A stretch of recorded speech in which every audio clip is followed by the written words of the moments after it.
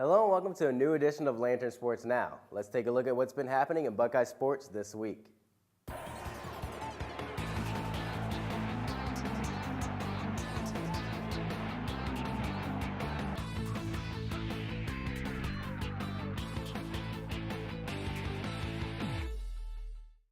It was senior day at the shop for the Ohio State women's basketball team Sunday afternoon.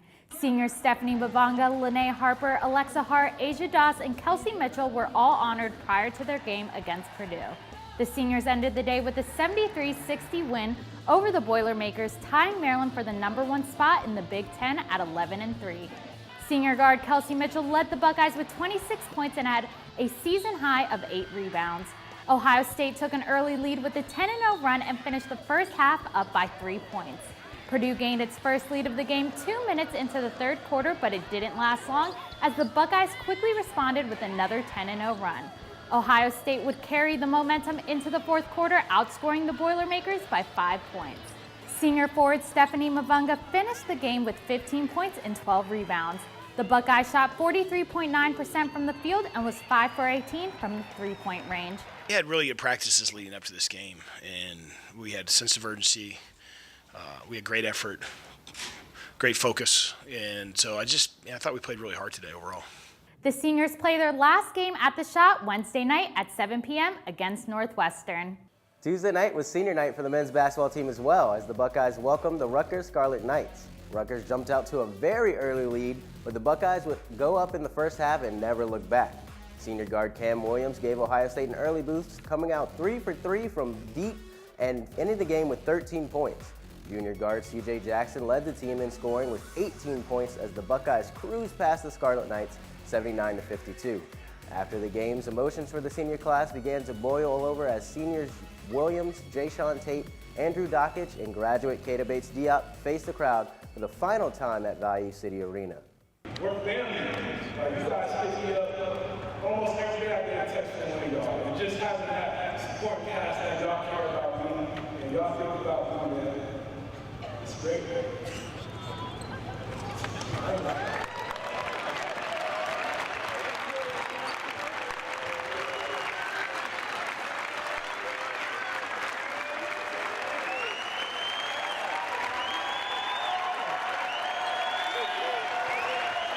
The men's basketball team will travel to Indiana to take on the Hoosiers at 8 p.m. on Friday. Now, the women's hockey team faced off with Bemidji State on Saturday, looking to complete the weekend sweep after winning 4-0 on Friday. LTV reporter Julian O'Donnell was there for the recap. Ohio State women's hockey hosted Bemidji State both Friday and Saturday, as the #6 Buckeyes look to cement a low seed for the incoming playoffs. Starting off Friday, early first period, Buckeye Jinsey Dunce's shot is blocked by the quick reflexes of Bemidji State goalie Kerrigan Dowie. However, the player to watch in the opening period was Ohio State goalie Cassidy Sauvé, who had 15 saves in the first. End of the first period, Ohio State gets on the board with a breakaway goal by Tatum Skaggs to put the Buckeyes up 1 going into the first intermission.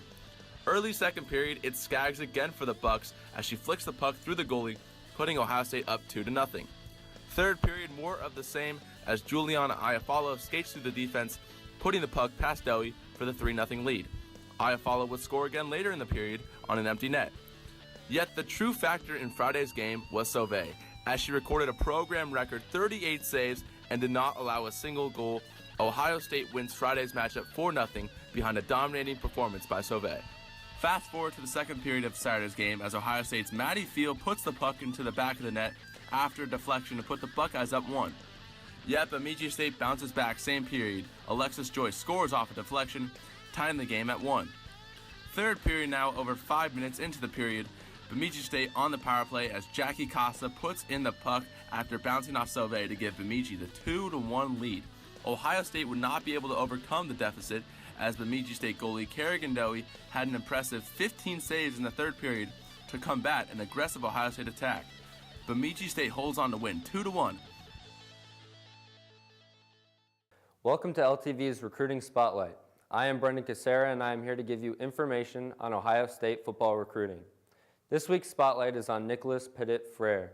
Petit-Frere was one of the biggest signings for the Buckeyes this offseason because of the lack of depth at offensive tackle. He is a 6'6", 272-pound tackle out of Berkeley Prep in Tampa, Florida. Petit-Frere was listed as a 5-star in this year's class and the #1 overall player at his position.